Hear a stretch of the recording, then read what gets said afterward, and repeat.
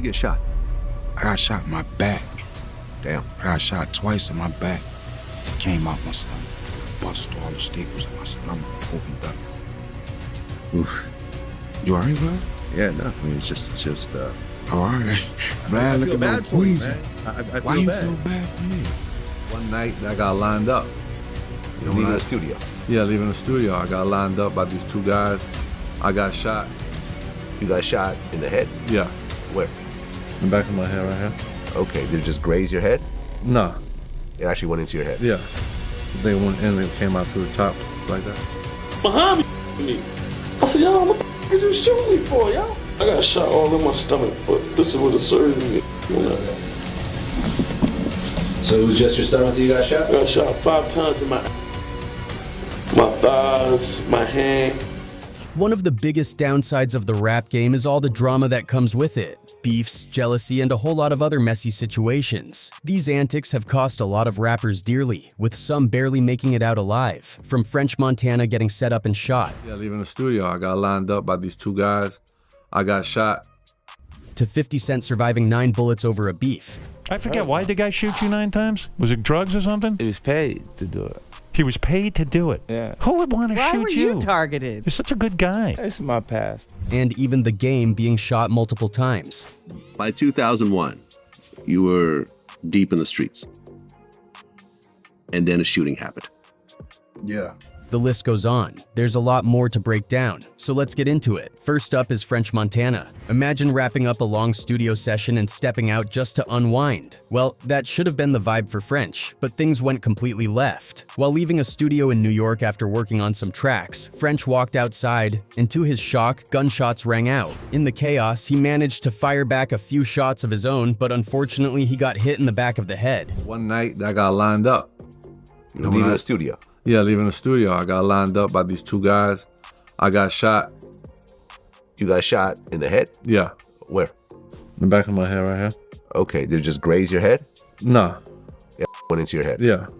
They went in and came out through the top, some shit like that. He was rushed to the hospital for emergency surgery. Miraculously, French survived, but the ordeal left its mark. He suffered slight brain damage and had to get staples in his head, which stayed for quite a while. According to French, the whole thing was a setup by someone he knew, which made the betrayal sting even more. That incident completely changed how he moved. He said it taught him he couldn't be too accessible anymore. No more hanging out casually or letting just anyone know his schedule. French started operating on his own terms, making sure only the right people could reach him. You actually got set up by someone you knew. Yeah, this made me realize that I can never be accessible. You know what I'm saying? Like, people can never see me when they want to see me.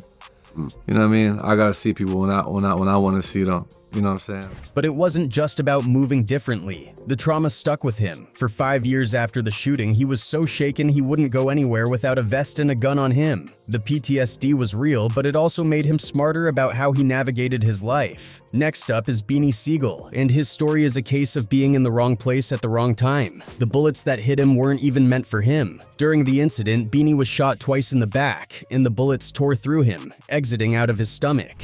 You end up getting shot. From what I understand, it was like a wrong place, wrong time situation. It wasn't even meant for you. Yeah. Where'd you get shot? I got shot in my back. Damn. I got shot twice in my back. Came out my stomach. It was a near-death experience that almost cost him his lungs entirely. Luckily, doctors were able to save him, but he still lost a piece of one lung. The aftermath was brutal. It affected his vocal cords, and he couldn't talk for months. It was worse than this. I couldn't talk Oh. Yeah. at all. Like, I could talk. I could do the actions, but nothing would come out. How long did it take you for you to actually talk again? Months. But that wasn't the only time Beanie had a brush with death. In another situation, he revealed that he'd been shot an unbelievable 11 times. He's spoken openly about how these experiences changed him in every way, mentally, physically, and emotionally.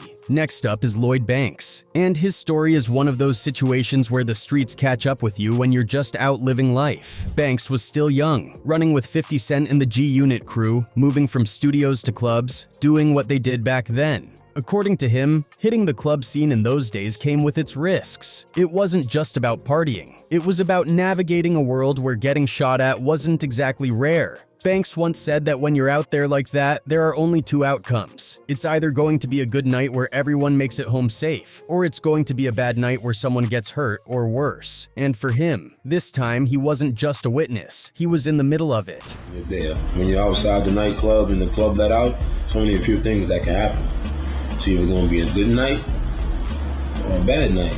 You're either going to witness it or you're going to be a part of it, you feel me? Banks got shot in the back and the bullet tore through his body, eventually coming out of his stomach. The pain, the shock, it was all surreal. But in that moment, survival mode kicked in. He knew he had to get himself to a hospital fast. He ran to the nearest one and got stitched up.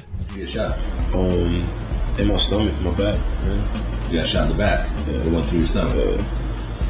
Grazed a couple times. Really? Yeah. You ended up in the hospital? I had to run to the hospital. But the incident wasn't something he could just walk away from mentally. That night stuck with him, leaving him with what he calls a third eye. What he means is that the experience made him hyper-aware of his surroundings. It gave him a heightened sense of observation, where he could notice even the smallest details that other people might overlook. It wasn't paranoia, it was survival. Tony Yayo also opened up about what went down that night, and it turns out Lloyd Banks wasn't the only one who got caught up in the violence. Yayo revealed that his own brother was shot the very same night. While Banks was dealing with a gunshot wound to the stomach, Yayo's brother took a bullet to the leg. Got shot up. Banks got shot. My brother got shot back in the days. Your brother got shot? Yeah. Older or younger? He's older than me. Okay. Well, what was the situation about? It was just a big shootout.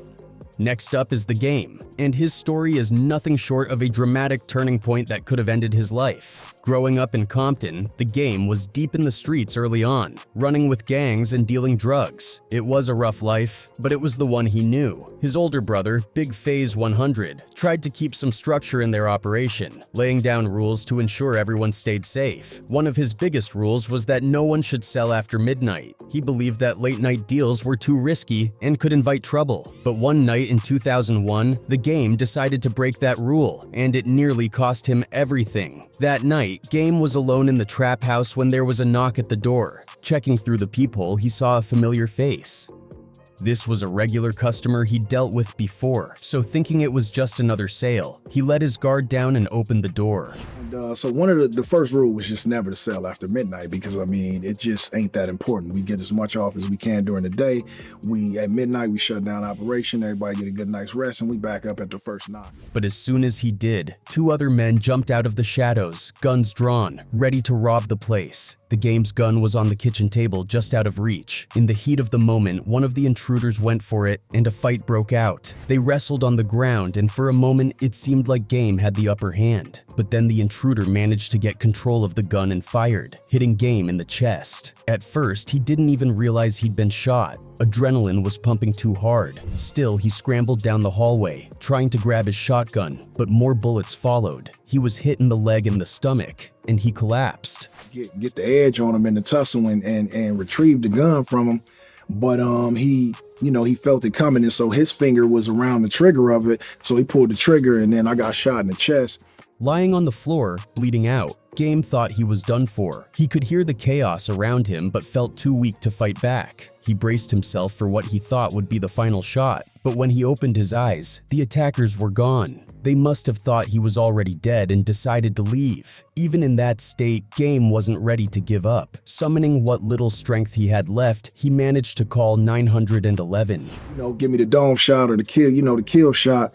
So I just closed my eyes and I was like, I really told myself, like literally told myself, I was like, damn, so this is it. Paramedics rushed him to the hospital where he went into a coma for days. The odds were against him, but somehow he pulled through. When he finally woke up, everything was different. That experience had shaken him to his core. He realized the path he was on wasn't just dangerous, it was a dead end. While recovering in the hospital, Game had a lot of time to reflect. He couldn't move much, so he did the only thing he could. Think about his next step. He told his brother Big Face to go out and buy him a stack of classic hip-hop albums, everything from NWA to Biggie to Tupac. Over the next 5 months while his body healed, Game immersed himself in the music. He studied every bar, every flow, and every beat like his life depended on it. It became his therapy, his motivation, and his escape from the streets. Next up is young DRO, who also found himself on the wrong end of a gun. It's one of those situations where you think you're safe, minding your own business, and then out of nowhere, everything goes sideways. According to DRO, it all went down while he was just chilling in his car. Suddenly, a guy he recognized from back in his school days jumped out and approached him. At first, it might have seemed like just an old acquaintance saying what's up,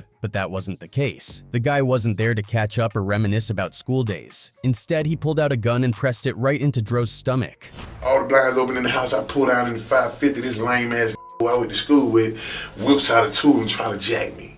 But DRO wasn't about to just let it happen. This was someone he'd gone to school with, and the disrespect was too much to let slide. A scuffle broke out between the two. DRO wasn't about to go down without a fight, but in the heat of the struggle, the guy's gun went off. DRO was shot.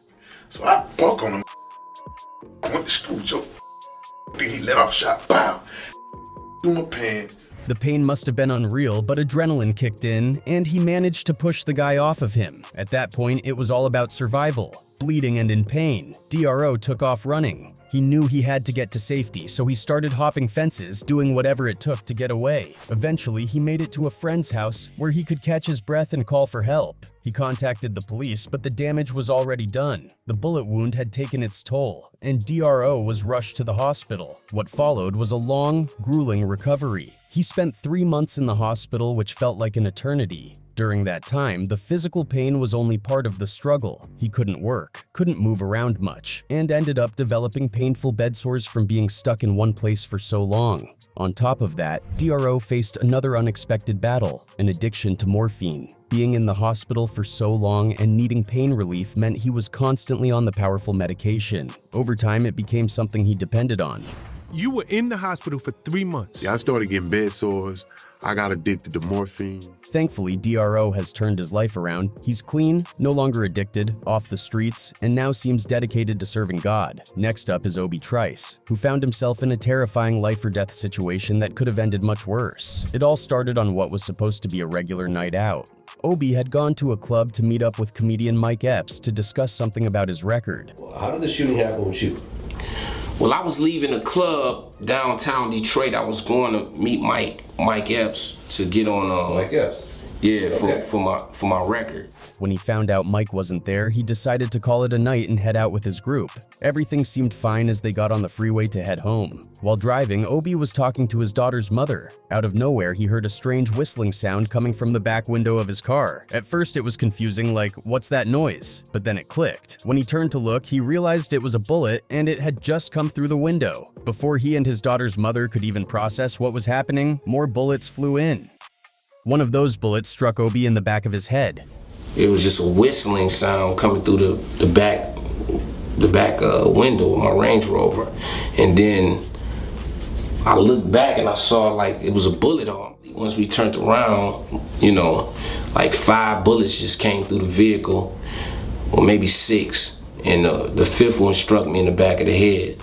Now, most people in that situation would probably panic, but Obie didn't have time for that. Even though he was shot and bleeding, his first instinct was to protect his daughter's mother. He hit the gas and kept driving, doing everything he could to get them as far away from danger as possible. Eventually, they were spotted by the police, who intervened and rushed him to the hospital. Surviving that kind of experience isn't just physically taxing, it messes with your mind. Obie admitted that after the shooting, he went through a stage of paranoia, constantly on edge. But here's the wildest part. The bullet that hit him, it's still lodged in his head to this day. Then there's Gillie Da Kid, another artist whose run-ins with the streets almost cost him his life. Before becoming the charismatic figure we know today, Gillie was deep in the streets. He tried to go legit through music and even came close to signing with Cash Money Records. But when that didn't pan out, he fell back into old habits. By 2006, Gillie was still making moves in the streets, stacking a lot of money, and enjoying the lifestyle that came with it. But having money in the trenches can make you a target, and that's exactly what happened to him. One day, Gillie was hanging out with some friends in a neighborhood that wasn't his own. He was in someone else's territory, and apparently that rubbed some people the wrong way. Out of nowhere, someone from the area pulled up and tried to press him for his clothes and jewelry.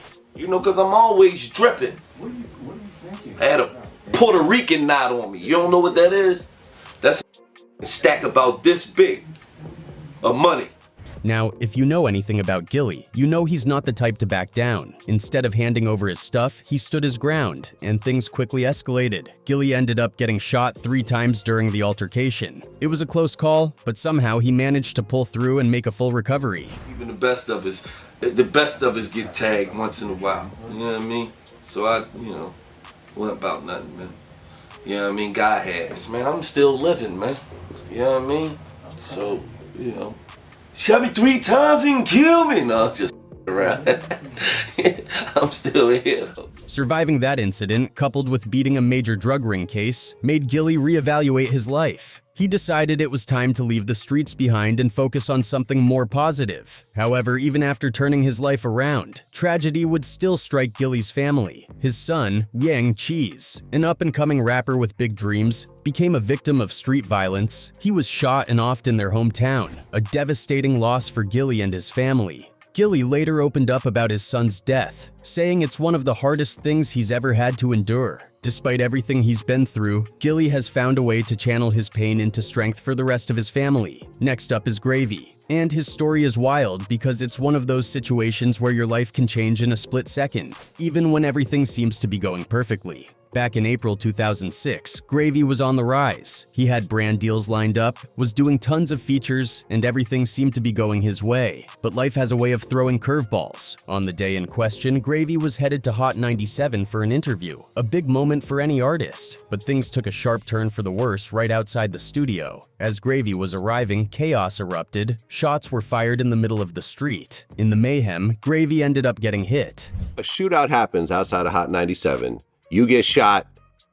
Something like that. Now, for most people, getting shot would have been enough to cancel all plans and head straight to the hospital, but not Gravy. Instead of letting the incident stop him, he walked right into the studio and proceeded with the interview like nothing had happened. According to Gravy, he didn't even realize he'd been shot at first. It's likely that he was in shock, his adrenaline masking the pain, especially with all the commotion happening around him. It wasn't until he got to the hospital that reality set in. While being examined, the bullet literally fell out, and that's when it hit him.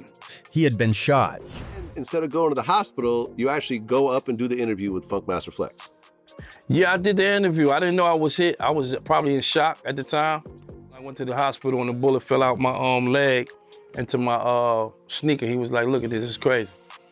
You know what I'm saying? So, things happen, but at the time I didn't realize. Thankfully, the injury wasn't life-threatening and Gravy lived to tell the tale. Now let's talk about Arab, whose situation was even more intense. This man survived being shot 10 times, and his story is almost hard to believe. According to Arab, the shooting was a direct consequence of the life he was living. At the time, he was deeply involved in the streets, running with people who were into some serious, dangerous stuff. Apparently, there was even a bounty on his head because of things he'd done in the past.